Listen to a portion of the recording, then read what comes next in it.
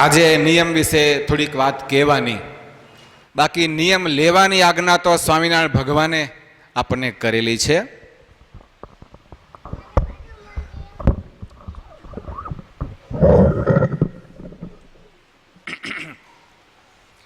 તો સૌથી પહેલી વાત કે નિયમ શા માટે? ભાઈ અવાજ ધીમો થઈ ગયો.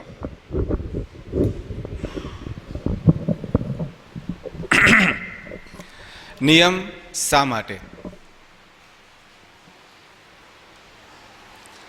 તો એના માટે એક જ જવાબ છે. પૌરાણિક કથા મુજબ આજથી 4 મહિના સુધી ભગવાન પોઢી જાય છે. એટલે આજની એકાદશીનું નામ દેવશયની એકાદશી. 4 મહિના સુધી દેવોને, ઋષિઓને ભગવાનના દર્શન થયા નહીં. એટલે ભગવાનને રાજી કરવા માટે 4 મહિના સુધી વિશેષ ભજન નિયમ બધાએ કર્યા. એ પરંપરા આજે પણ ચાલુ છે કે ભગવાનને રાજી કરવા, રીઝવવા ભગવાનના ભક્તો ચાતુર્માસમાં વિશેષ નિયમ લે છે. બીજી વાત,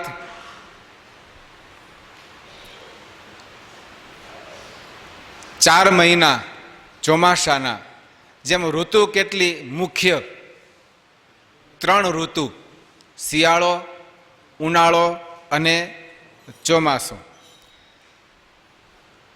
શિયાળાને શાસ્ત્રોમાં રાજસ ઋતુ ગણવામાં આવી છે. એટલે શિયાળામાં મોટાભાગે તમે જુઓ તો હે તડાકા ભડાકા, અડદિયા બને, ગુંદર પાક બને, અને તમે જો તો ખાણીના ને પીણીના ને વાતે બીજું ત્રીજું બધું. અમથા શિયાળામાં ડૉક્ટર પણ નવરા હોય, મીન્સ કે રોગ પણ ઓછા થાય, બેક્ટેરિયા પણ ઓછા હોય. એટલે રાજસ ઋતુ, એમાં આ બધું વિશેષ. અને ઉનાળો છે, બારે ગરમી અને મગજમાં પણ ગરમી.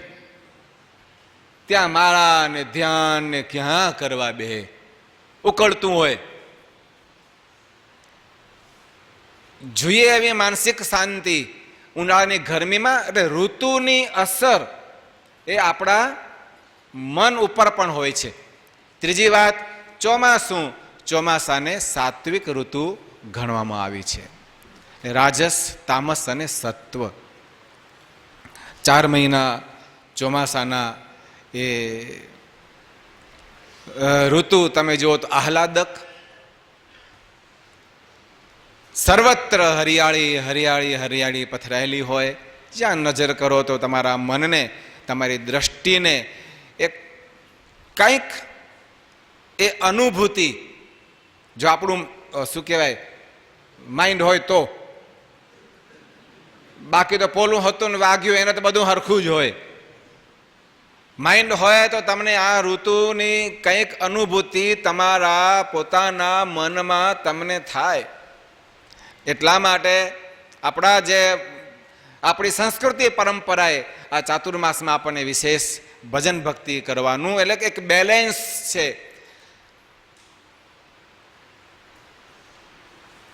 અત્યારે ખોરાકમાં, વજનમાં તમે જો ખોરાકમાં એવા ખોરાક ખાઓ કોલેસ્ટ્રોલ બહુ વધે નહીં. તમે હાવ ન ખાઓ તો અનેક પ્રકારના એવા જે મિનરલ્સ છે તમારા શરીરમાં ઘટી જાય. એટલે બેલેન્સ બહુ જરૂરી હોય છે.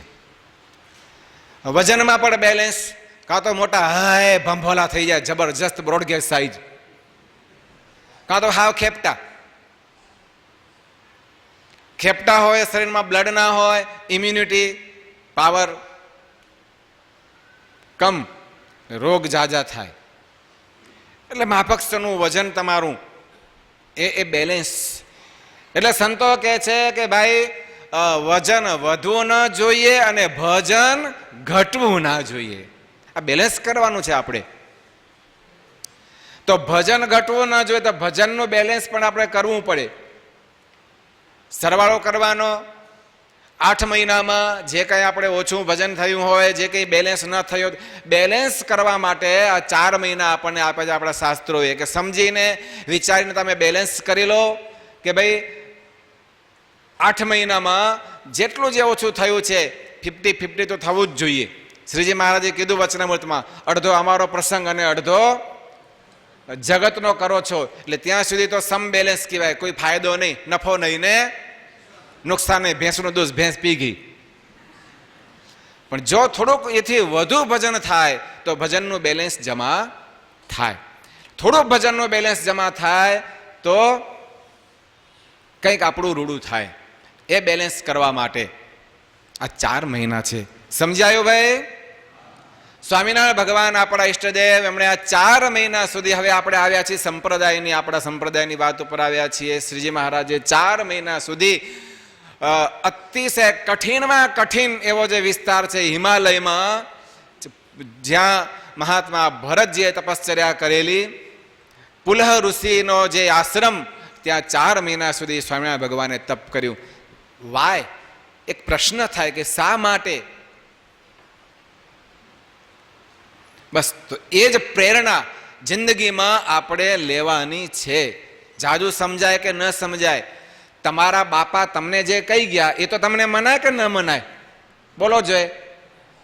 બીજાનું ન મનાય પણ તમારા બાપાનું તો મનાય ને. આપણા બાપા સ્વામિનારાયણ ભગવાન આપણને કહી ગયા 4 મહિના સુધી વિશેષ ભજન કરો, ભક્તિ કરો, અને એમણે આચરીને બતાવ્યું. કઠણમાં કઠણ તપ 4 મહિના સુધી ભગવાને પુલાશ્રમમાં રહીને કર્યું.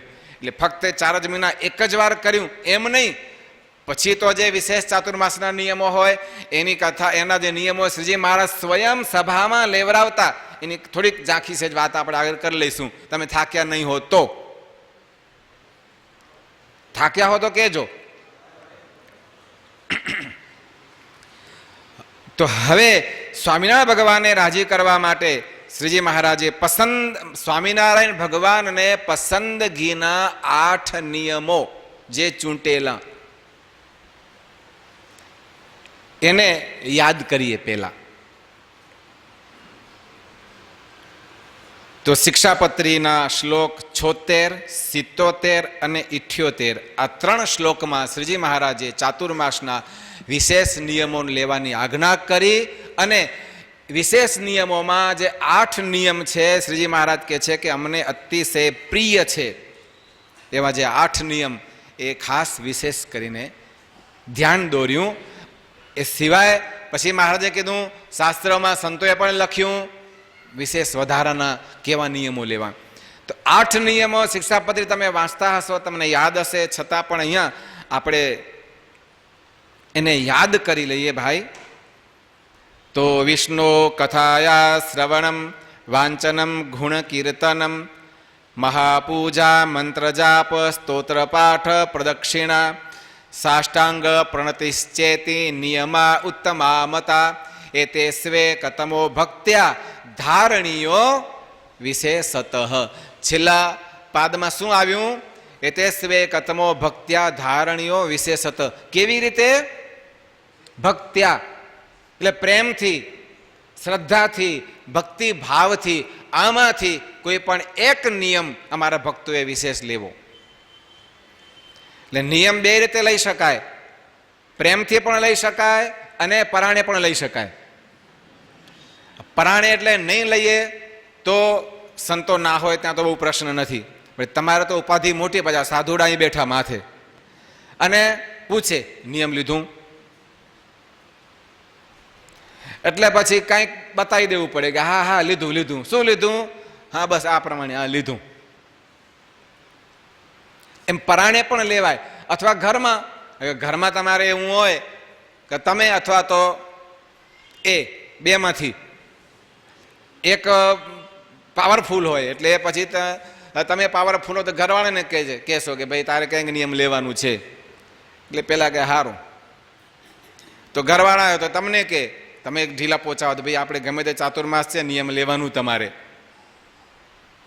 સારું ભાઈ હવે લેશું, લેને ભાઈ. શું નિયમ લેશો? તો કહે ખીચડી નહીં ખાવાની. એને ખબર હોય કે એના હાથની ખીચડી એટલે કોની આગળ મૂકી એમ. એટલે કેવું ગમે તે એની વે પછી આમ પરાણે નિયમ લેવાની વાત થાય. સ્વામિનારાયણ ભગવાન કે છે નિયમ લેવાના છે, પણ કેવી રીતે લેવાના છે? ભક્ત્યા, પ્રેમથી, શ્રદ્ધાથી, ભક્તિભાવથી નિયમો લેવાના. અને સૌ પ્રથમ નિયમ છે ભગવાનની કથાનું શ્રવણ કરવું. સૌથી સારામાં સારો ઉત્તમ નિયમ. આપણે નહીં ભાઈ તમને શું ગમે છે ખાવાનું, એટલે તમે બોલવા માંડશો એક બાજુથી કે ભાઈ મને શું કહું, મને પાણીપુરી ભાવે છે. ઓકે ચલો, એનો મેળ ખાય એવો નથી. પછી તો કે મને ઢોસા ભાવે છે. ઓકે, પછી તો કે દાબેલી ભાવે છે. ઓકે, પછી તો કે સેન્ડવિચ થવું છે. શું સેન્ડવિચ? હા ભાવે છે, થવું નથી. હા ઓકે. એટલે આમ સ્વામિનારાયણ ભગવાને 8 નિયમમાં પણ જે શરૂઆતમાં એટલે સૌથી પ્રાયોરિટી આપી છે વિષ્ણુ કથાયા શ્રવણમ, ભગવાનની કથાનું શ્રવણ કરવું. કેટલું હારામાં હારું આ નિયમ છે લો. અને આપણા મંદિરમાં તમે ઘરે પણ કથા શ્રવણ કરી શકો, એક જણ વાંચે બીજા સાંભળે. અને આપણા માટે તો એટલી આનંદની વાત છે કે આપણા મંદિરમાં દરરોજ 12 માસ સાંજે કથા થાય છે. અને તે પણ સંતના મુખે જ ભગવાનની કથા થાય છે. અપવાદ ક્યારેક કોઈ વિશેષ સેવા હોય, ક્યાંય બહાર ગયા હોય કે આવું તેવું આવી જાય, આખા વર્ષમાં માંડ 10 વખત કદાચ નહીં થતું હોય, બાકી 12 માસ સંતના મુખે એ આપણા અહીંના મંદિરમાં કથા થાય છે. તો આપણે શું કરવાનું? પલાઠી વાળીને બે જવાનું. કોઈ ઉપાધિ ખરી? તો કથા સાંભળવાનો નિયમ કેટલું સારું. કથા કરવાના નિયમમાં તો હજુ બોલ કરવું પડે, ઘણું થાકે, ઘણું બેહી ગયું હોય તો વળી દવા લેવી પડે, કોગળા કરવા પડે, કેટલી ઉપાધિ કરવી પડે. આ તો કાંઈ નહીં. તો કથા સાંભળવાથી ઘણા ફાયદા છે. સ્વામિનારાયણ ભગવાનને કથા સાંભળવાની બહુ ટેવ હતી. હું તો બહુ વિસ્તારથી કહેવા જઈશ ને ભાઈ તો અત્યારે 10 વાગશે. મારે થોડું શોર્ટમાં કરવું પડશે. મહારાજને કથાની એટલી બધી ટેવ હતી કે કથામાં ઓતપ્રોત થઈને શ્રીજી મહારાજ કથા સાંભળતા. અને કથા પૂરી થઈ ગયા પછી પણ સભામાં બેઠા હોય, ક્યારેક હરિભક્તો જોડે બેઠા હોય તો મહારાજને એમ થતું કે જાણે કથા ચાલે છે. આપણે કહેવાય ને તન્મયતા, એવી તન્મયતા. અને કથા ચાલે છે એ પ્રમાણે આમ સ્મરણ થઈ આવે. અને હરે હરે કહી બોલે મર્મ કથા નોરસે રે, સુણી મગન થઈ ડોલે ભાન કથા મારે. એટલે આમ ઓચિંતા હરે હરે કથા ચાલતી હોય ને ત્યારે મહારાજ હરે હરે કહી જાય, વચ્ચે બોલે. આવી સરસ મજાની ભગવાનને કથા સાંભળવાની એમની પ્રકૃતિ હતી. કથા સાંભળવાનો નિયમ. પછી કથા વાંચવાનો નિયમ એ પણ રાખી શકાય. ભગવાનના ગુણ કીર્તન, નંદ સંતોના રચેલા પવિત્ર કીર્તનો, આહાહા, એની અંદર કેવો પાવર છે, કેવો કરંટ છે. પ્રેમાનંદ સ્વામી કહે છે, પ્રેમાનંદ આગે બેસી ઘાવે, આવે ખસતા ક્યારે હવે દેખું રે હરીશ. પ્રેમાનંદ સ્વામી કે આમ હું કીર્તન ગાતો હોઉં, મહારાજ આમ જે બિરાજ્યા હોય જે ગાદી તકિયા ઉપર તેમ ખસતા ખસતા આગળ આવી જાય ને ગાદી તકિયો વાહે રહી જાય તો એ ખબર ન પડે. આટલી જે કીર્તન ભક્તિનું ભગવાનને સ્વયં આટલું જે આકર્ષણ છે. તો વાલા ભક્તો નિયમ લઈ શકાય. એક કીર્તન ના આવડતા હોય તો આ ચાતુર્માસમાં 4 કીર્તન તો ગોખવા, મહિને 1 તો ગોખાય. અને મોઢે આવડતું હોય બેસ્ટ, ના આવડતું હોય તો જોઈને પણ રોજનું એક કીર્તન ભગવાનની આગળ ગાવું. રાગ ગમે તેવો હોય, ભગવાન કે રાગ જોતા નથી, ભગવાન ભાવ જુએ છે. એટલે આવા ભાવથી કીર્તન ભક્તિનો નિયમ પણ રાખી શકાય. પછી મહાપૂજા આપણે કરી શકાય અને કરાવી શકાય. બંને રીતે મહાપૂજાનો નિયમ રાખી શકાય છે. 4 મહિનામાં 4, 11, દરરોજ આખો શ્રાવણ મહિનો દરરોજ વગેરે વગેરે. અથવા તો જ્યારે પણ મંદિરમાં પૂજા થયા ત્યારે પૂજામાં બેસવું, આવી રીતે વગેરે વગેરે મહાપૂજાના નિયમ પણ આપણે રાખી શકાય છે. પછી મંત્ર જાપ, માળા ફેરવાનો નિયમ છે એ પણ આપણે લઈ શકાય છે. પહેલાં આપણા ગુરુજી નિયમ હરિભક્તોને આપતા હતા કે જેટલી ઉંમર એટલી માળા ફેરવવી, પણ એ બચપણથી આપેલું હોય તો નડે નહીં. પણ સીધા તમે 60-70 વર્ષે પરિચયમાં આવ્યા, જિંદગીમાં માળા ફેરવી ના હોય અને નિયમ આપીએ ઉંમર જેટલી માળા ફેરવજો, એને તો વાંધો ના આવે, એને તો માળા ફટ પતી જાય, એક જોકે એક માળા, એમ ન હાલે. એવી રીતે માળા ન ફેરવાય. એટલે હવે અત્યારે ફાસ્ટ યુગમાં પણ રોજ જેટલી માળા કરતા હો એના કરતાં ચાતુર્માસમાં, જેમ કે તમે દરરોજ 11 માળા કરતા હો તો ચાતુર્માસમાં અંદર 5 માળા ઉમેરી દેવી, તો એને પણ વિશેષ નિયમમાં ગણાય. જે કાયમના નિયમથી એમાં ઉમેરો કરીએ એ આપણો વિશેષ નિયમ થયું. હરે પછી સ્તોત્ર પાઠ, સંસ્કૃત સ્તોત્રો બહુ સરસ મજાના એ સ્તોત્રની સ્પેશિયલ ચોપડીઓ પણ મળે છે આપણા સંપ્રદાયમાં. અથવા જે આપણને આવડે છે એવા સ્તોત્ર, જનમંગળ છે, પછી ગુરુભજન સ્તોત્ર છે, પછી વાસુદેવ મહાત્મ્ય છે, ભાઈ શ્રી વાસુદેવ વિમલામૃત, આ બધા જે સ્તોત્ર છે વગેરે વગેરે, તો એનો પણ આપણે પાઠ કરવો એવો આપણે નિયમ રાખી શકાય. અને પ્રદક્ષિણા, ભગવાનને પ્રદક્ષિણા કરવાનો નિયમ એ પણ આપણે રાખી શકાય. હવે મંદિરમાં પ્રદક્ષિણા કરવાની સગવડ હોય તો મંદિરમાં, અથવા તો આપણે આપણા ઘરે આપણી પૂજામાં પણ ભગવાનને પ્રદક્ષિણાનો નિયમ રાખી શકાય છે. અને પછી આવે છે સાષ્ટાંગ પ્રણામ,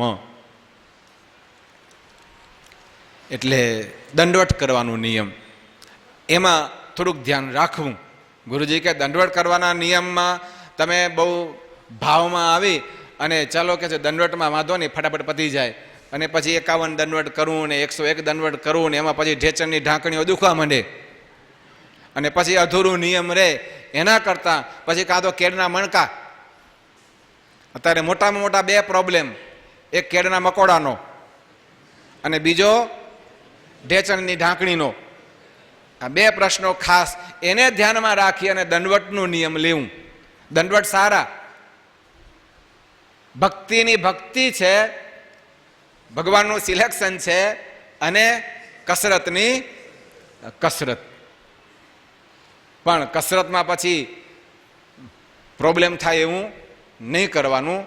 તો જે થઈ શકતા હોય એ પ્રમાણે 5, 11 જુવાની આવે ને વાંધો નહીં હો. તમારે જેટલા દંડવટના જેટલા કરવા હોય નિયમ રાખવો હોય તો રાખી શકાય, એની ચિંતા નહીં. પણ ભાઈ વડીલોને ખાસ ધ્યાનમાં રાખવાનું. અને બહેનોને પંચાંગ પ્રણામ. આજ તો ખબર નહીં, હવે અત્યારના જમાનામાં તો બહેનોમાં જે નાની હશે દીકરીઓ કે યુવાન હશે બહેનો, કે એને પંચાંગ પ્રણામ શું કદાચ એ ખબર નહીં હોય. કેમ આ તો સંસ્કારની વાત છે. પંચાંગ પ્રણામ કેમ થાય, કઈ રીતે પંચાંગ પ્રણામ કરાય, તો એ પંચાંગ પ્રણામનો નિયમ એ બહેનો પણ રાખી શકે. આ બધા જે 8 નિયમો શ્રીજી મહારાજે આપણને પસંદ કરીને આપ્યા છે. મહારાજ કહે છે આમાંથી કોઈ પણ એક નિયમ છે એ શ્રદ્ધાથી અને ભક્તિભાવથી લેવું. હવે વાત કરીએ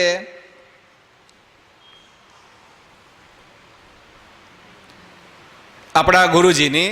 એમણે એક વિશેષ ભાર મૂકીને કીધું મને કે શાસ્ત્રોમાં જે બીજા નિયમો કયા છે આ સિવાય સત્સંગી જીવનમાં મહારાજે વડનગર વિસનગરમાં સભા કરી 2 મહિના મહારાજ રોકાયેલા, અને એ વખતે ચાતુર્માસના નિયમો વિશે શ્રીજી મહારાજે બહુ સુંદર વાતો કરી છે, સત્સંગ જીવનમાં લખાયેલી છે.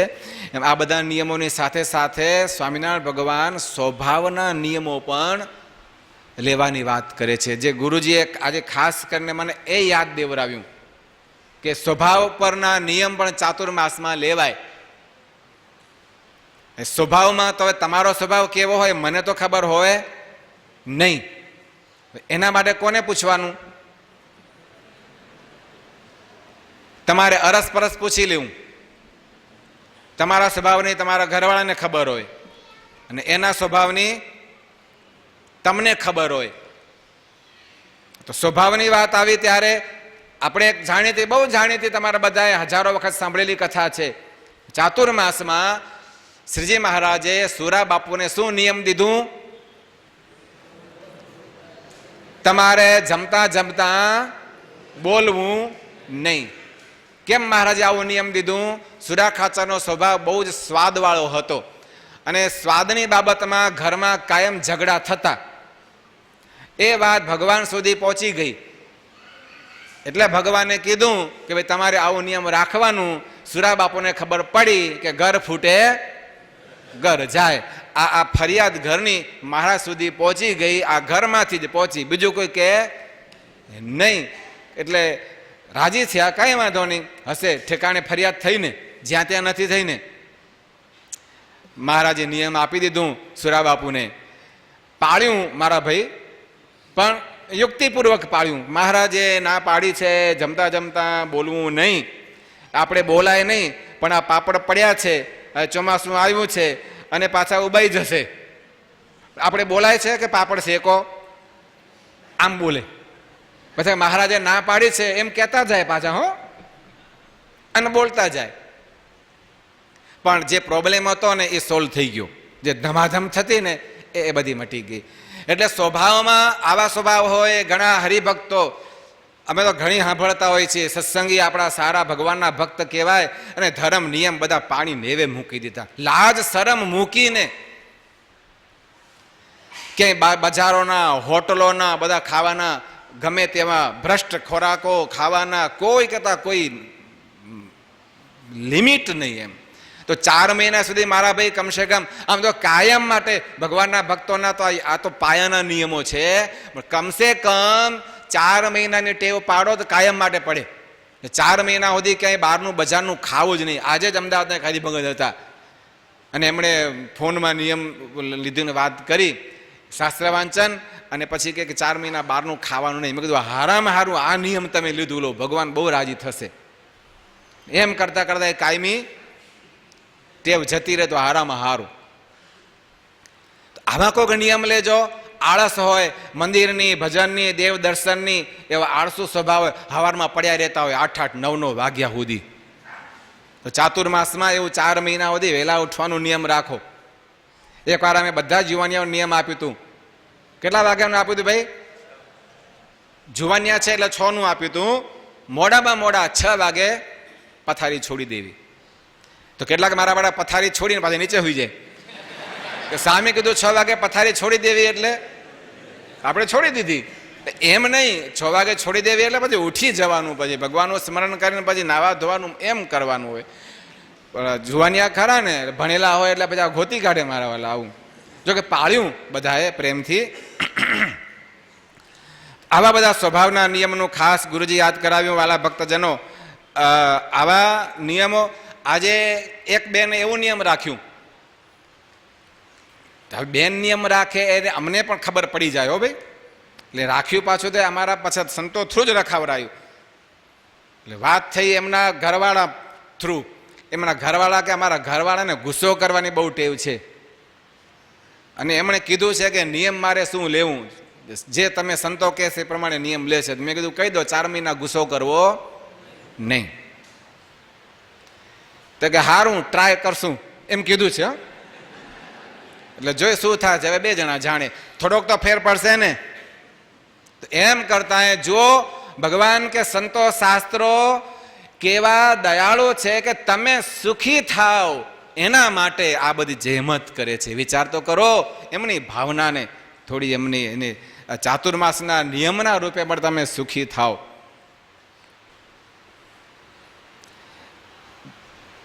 બીજું, એક હરિભક્તોનો ફોન આવ્યો વિદેશથી. એમણે એક વાત કીધી ને તો બહુ આનંદ થયો. ખરેખર એમ થઈ ગયું કે ભાઈને ધન્યવાદ આપવા જોઈએ. આખા પરિવારે જે નિયમ લીધા, 5 જણનો પરિવાર છે એમનો. તો આખા પરિવારે જે નિયમ લીધા એ બધાના એમણે ભાઈ કીધું કે ભાઈ મારી મમ્મી આ નિયમ લીધો, પછી મારા ઘરવાળાએ આ નિયમ લીધો, મેં આ નિયમ લીધો. એનો દીકરો છે, લગભગ કદાચ 12 વર્ષનો હશે, મારા દીકરાએ આ નિયમ લીધું, અને મારી દીકરી એણે આ નિયમ લીધું. મને ખબર કે ભાઈની દીકરી તો નાની છે, એટલે મેં કીધું તમારી દીકરીની ઉંમર તો કેટલી છે? તો કે 7 વર્ષની છે. વિચાર કરો કે 7 વર્ષની દીકરીને પણ એ ભાઈએ ચાતુર્માસના વિશેષ નિયમ લેવડાવ્યા. ધન્યવાદ આપવા ઘટે ને? તમે તમારા આટલા નાના છોકરાને નિયમ લેવડાવ્યું હોય તો કહેજો. હા, મારી 5 વર્ષની કે 7 વર્ષની દીકરી છે. 7 વર્ષની દીકરીને વાંચતા તો આવડતું હશે ને, કાલું કાલું, કે નહીં આવડતું? બોલો બોલો. એણે વાંચનનું નિયમ લેવડાવ્યું એની નાની દીકરીને. તો આ પ્રેરણા બહુ બહુ ઉત્તમ છે, આ અપનાવવા જેવી છે, લેવા જેવી છે કે ભાઈ આપણે તમારી સાથે સાથે તમારા બાળકોને પણ આ સંસ્કાર આપો. અત્યારથી એના જીવનમાં સંસ્કારો દ્રઢ થશે.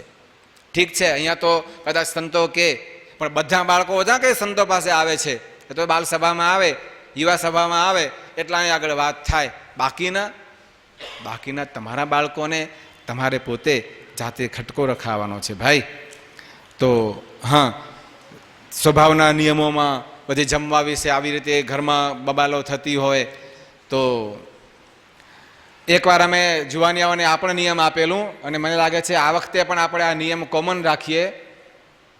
જુવાનિયાઓને બીજા જે નિયમ લેવા હોય લેવાના, પણ જમતા જમતા કોઈ છોકરાઓએ કાંઈ બોલવું નહીં, એટલે વાતો કરવાની છૂટ.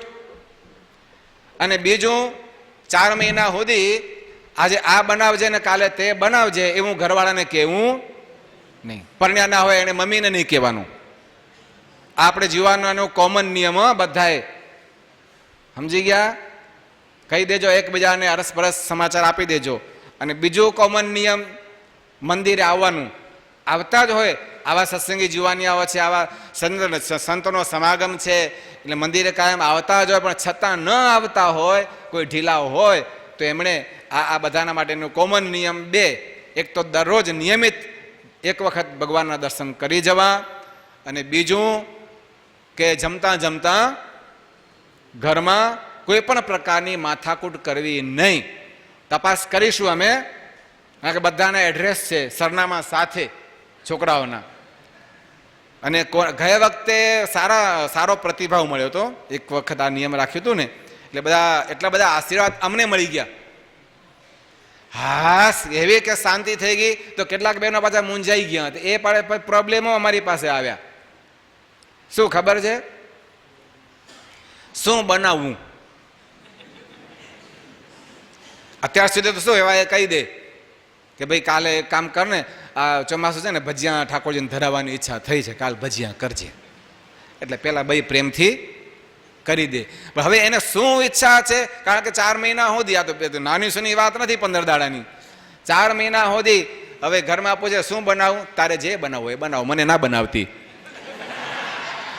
4 મહિના સુધી હવે કંઈ પણ પ્રપોઝલ મૂકવી નહીં કે ભાઈ આ બનાવજે, કામ કાઠું છે. પહેલા મૂંઝાઈ જાય કે એને શું ઈચ્છા થઈ હશે, ભાઈ ઢેબરાની કે પછી ઢોસાની, પણ મારે કરવું શું કરવું? હું તો કે મૂંઝાઈ ગઈ 4 મહિના સુધી. કીધું કાંઈ વાંધો નહીં, ભગવાન જે માગે ને, મહારાજને યાદ કરવા, સ્વામિનારાયણ ભગવાનને.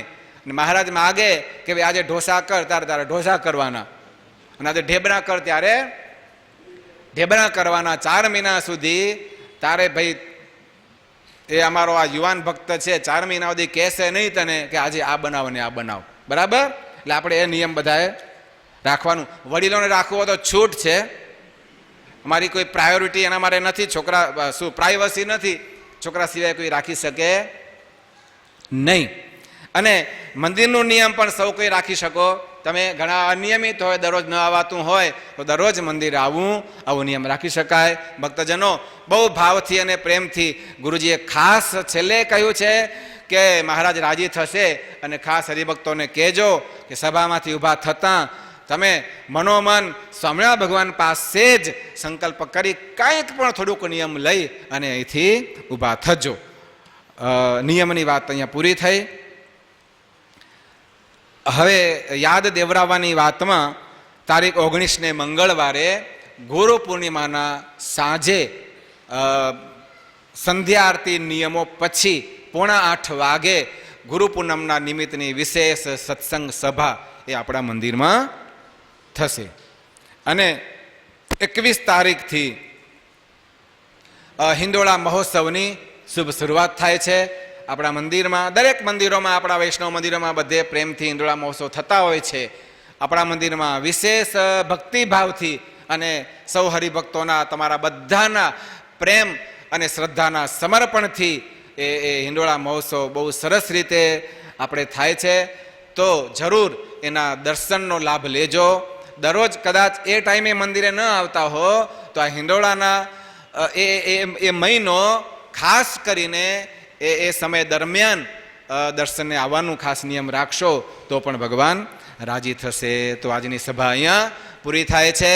સહજાનંદ સ્વામી મહારાજની, નર નારાયણ દેવની, ઘનશ્યામ મહારાજની જય. પદમ શરણે રે